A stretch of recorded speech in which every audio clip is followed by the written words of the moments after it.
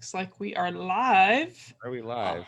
Yeah, on the Change Physician. I am Melissa Cady with my co-host, Dr. Kevin Cuccaro, and this is our Monday Motivations, our weekly prescription, I guess, for achieving certain things or to be motivated or inspired to try new things.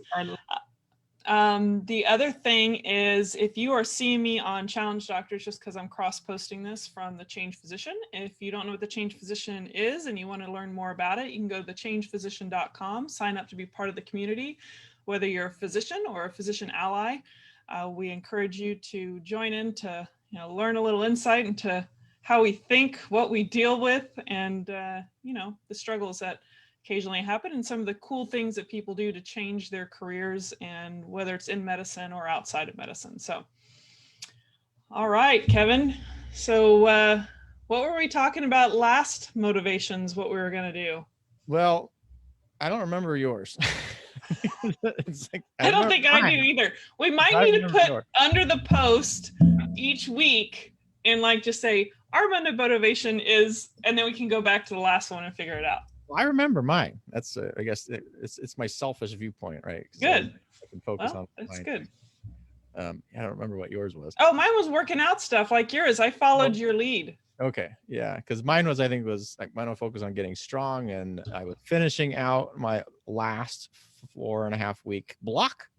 I have a brand new block that started today on February 1st, which I'm quite excited for, and I wrote out the little calendar thing, and the way it ends up, it's gonna be like 14 weeks long. So I guess I don't have to worry about that again.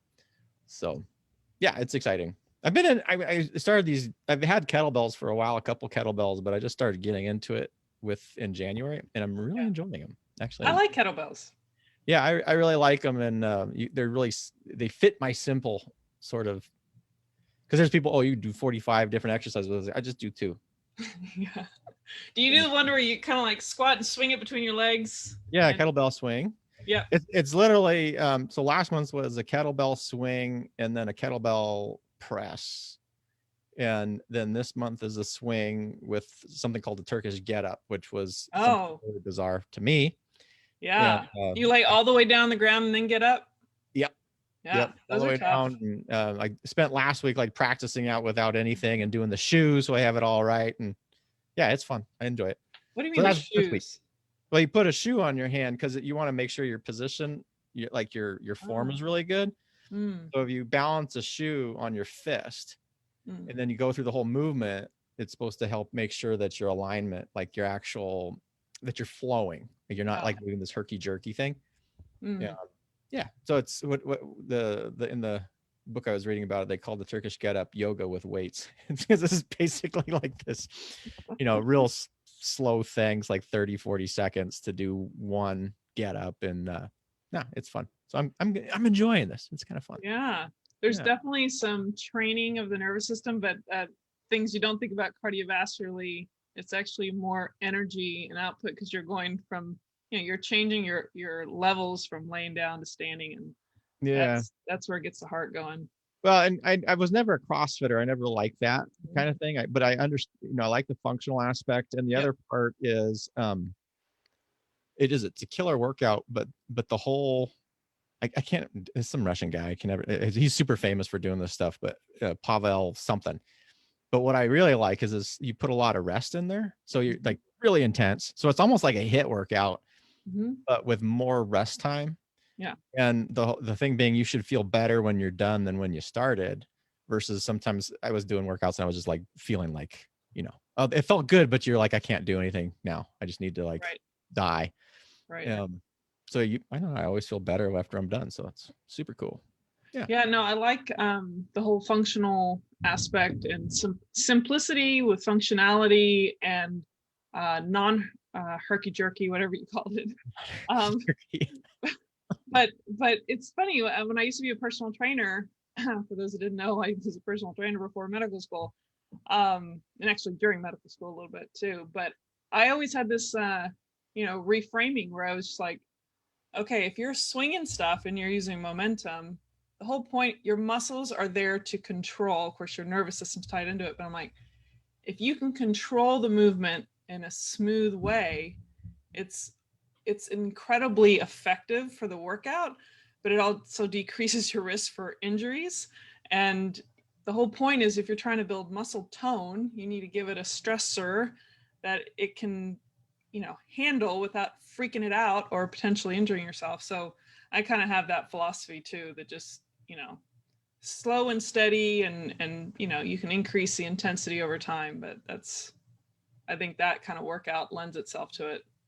Yeah, and with the two exercises, you have the slow and steady, and then there's the explosive, because the kettlebell swing is like this explosive thing where you're snapping your hips into it. And well, it depends how fast you do it, because I usually start with lower weight, a little slower, get myself to do the motion, and then I go a little heavier and then a little faster, but I never start out with a quick whip. No. But that's just because I've been injured before and I don't want it to happen. I do warm up, though. I used to not really warm up, and now I do warm up. Yeah.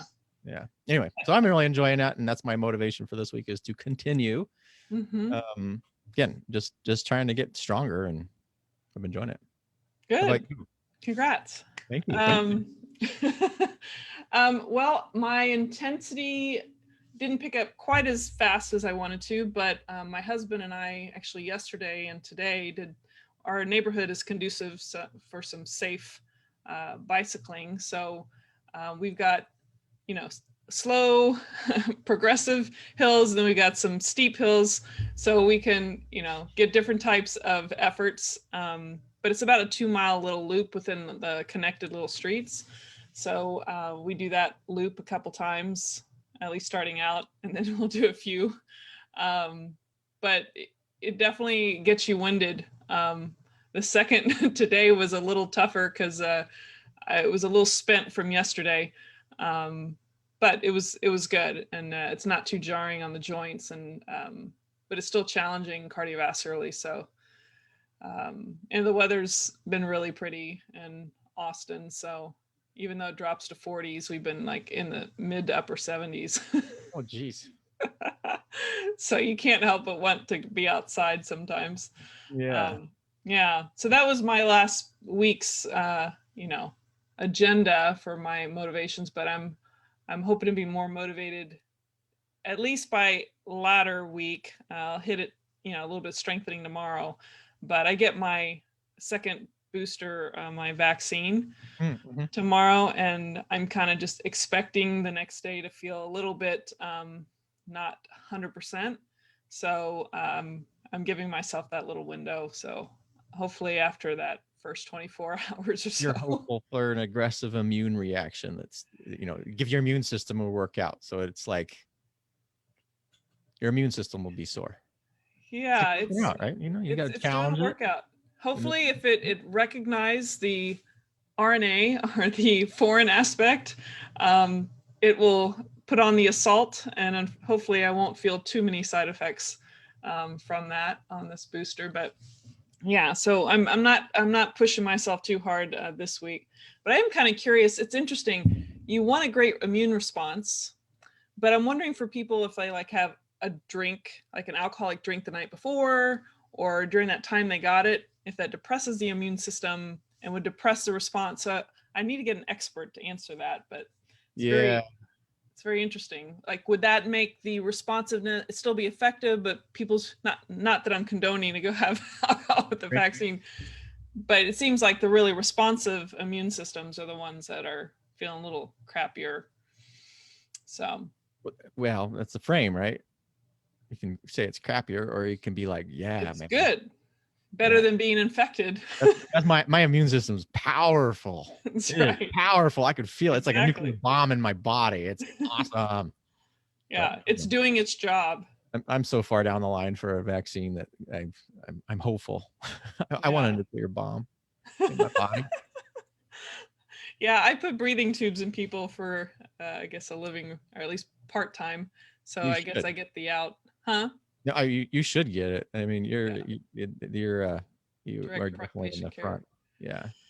Yeah. Well, you want to give a review on what we just had this past week? Yeah, what did we have? We had Dr. Maisha Claiborne, who is an absolute hoot to talk to. She came in and she had her story. She's kind of a lot of stuff. So she's family practice by background and decided to move through family medicine into kind of a independent practice, and then now is doing more in that coaching space, and utilizing a lot of hypnosis, which is really, really fascinating. There's a lot of interesting stuff behind hypnosis. So that was fun. And then she came back on and we talked about coaching specifically. We missed you, obviously, but we had a great time. It was a real fun episode and a really good discussion on coaching, because and this has come up many times in different episodes, is there's so many people throwing around the word coach, and there is no necessarily certification process. Not that I'm not a huge fan of, you have to have certifications, but you kind of want people to know what they're doing. Mm-hmm. And in the coaching space, there's a lot of people running around. It's really hard to figure out who knows what they're doing or not. Because coach, it sounds, I can just coach. Yeah. Well, it's not. It's a different mindset. It requires a different type of thinking. There's a lot of questioning. You have to be able to listen really, really well. And coaching is not telling people things. So that was fun, where we talked about that and, kind of the challenges there. So really, really, if you're interested at all in coaching, or if you're interested in really kind of expanding your practice, if you're in primary care, that's another good episode to do. Yeah, it's interesting, the whole psychology of as adults. Most of us don't like, even though we were requesting help, I think there's also that component that you don't want to be told what, I mean, sometimes you want to be kind of like, here's the steps, you'll get what you want. But there's a certain manner you have to kind of weave that into their story and their beliefs and their mindset and what they're ready for. And so, yeah, just that whole facilitating versus telling people. Yeah. And it's like the worst thing. We've talked about this, I think, either off air or even in an interview or whatever. The worst is when people just say, well, what questions do you have? Well, if I knew the right questions, like that broad thing, I wouldn't need you. That's right. Because I have this thing called Google. I have the source of all, it's what you want is a set of questions that kind of guide you to the place that you need to be thinking. And then if you need the push to maybe a little bit more directed, great. Or maybe you just need to be able to develop that insight, but that's where the coach comes in, right? So they can kind of balance that path with you and see where you are and provide you sort of that assistance to where you need to facilitate that change. But that's people, that's the thing. it just drives me insane. If people just throw up and they say, I'm a coach. It's even in the physician space, everybody's a coach now. And it isn't. I think actually as physicians, we do not have a great skill set just to go out because we are so directed. Like yes. When we walk into the room and it's really this focused thing on, what brings you into what's your chief complaint, blah, blah, blah, blah. That's not a coaching kind of question. Yeah. And coaching, again, is not telling someone, let me just give you advice. That's okay. If you want to get advice, that's great, but that's not coaching per se. So anyway. Yeah. Well, our training is very misleading too, because it's kind of, you go into it as this naive person. I just want to know everything. And like, I'll know it and I'll be a doctor and I'll have all the answers. And it's just like, well, I think sometimes that mentality steps into a room or trying to coach people, and it doesn't really work that well, because you feel compelled to have just this answer and tell people what to do. Well, and there's a difference between what you learn in medical school and then what you're put into in residency and practice, right? So in medical school, it's like, ask open-ended questions, which you should. You want this big thing and you want to let the patient narrative expand. And that really is the ideal way. But if you're not really strong in that, and then you get set into a residency where we're really, really busy, you don't have a lot, you have this time crunch, and you get in a healthcare system that is throwing people in your office every 15 minutes. Can you do it? Yes. It's a little bit more challenging, but most people they're not thinking necessarily about who they have in front of them. They just want to go, I want to solve the problem.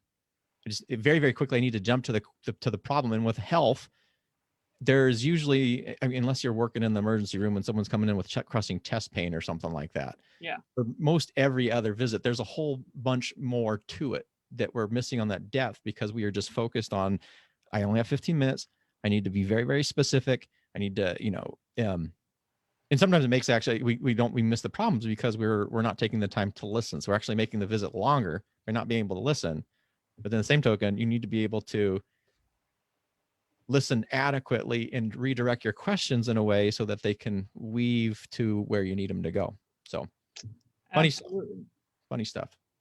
Yeah. Well, I was peeking over here to look at what's coming up this next week, and it looks like we've got a twofer again for, and by the way, I think you said Maisha. I think it's Maisha, just for, unless I'm incorrect, I'm pretty sure she's Dr. Maisha is her hashtag everywhere, so you can look for her.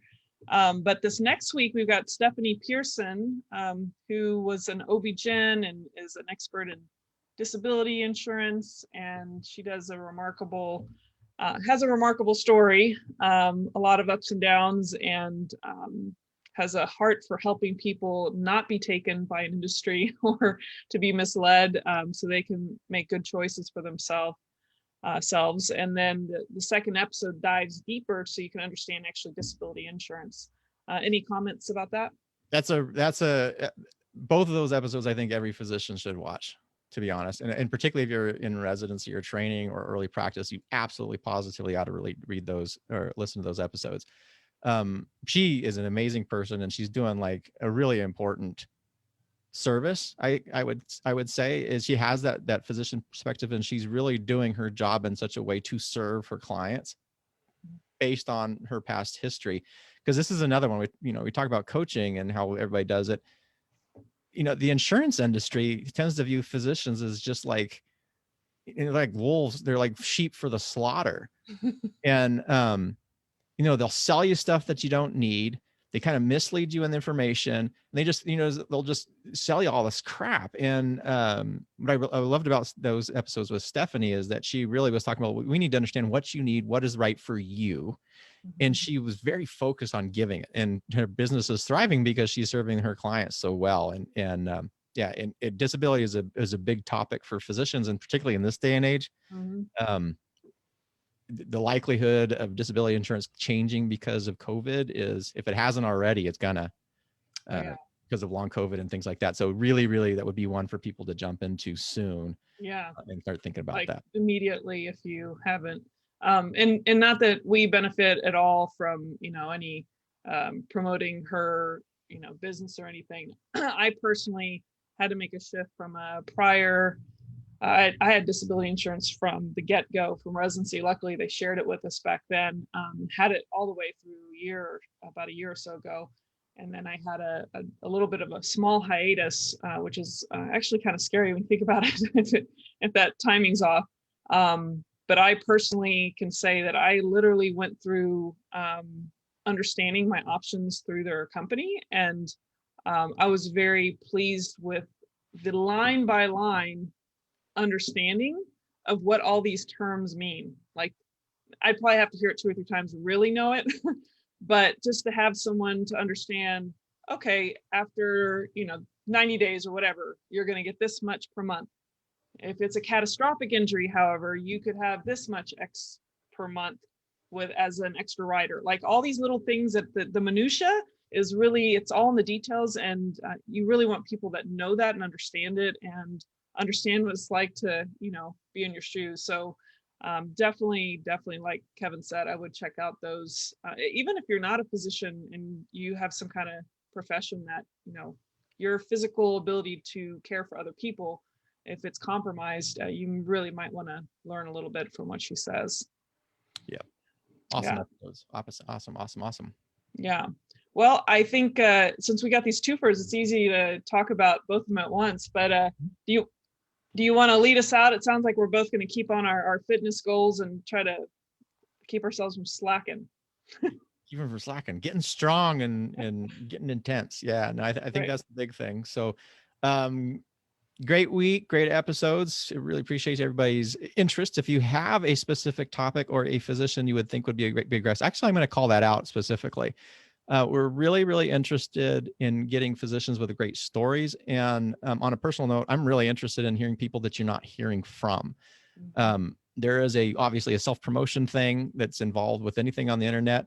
It's not comfortable for everybody. And I know there's stories out there that we're not hearing simply because these people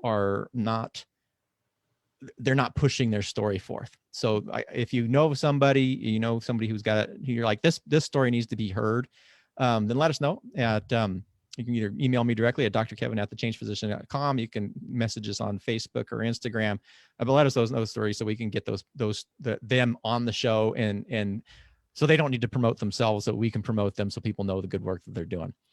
Other than that, I'd say got some great stuff. We'll see you next Monday for Monday Motivations. And until next time, stay well.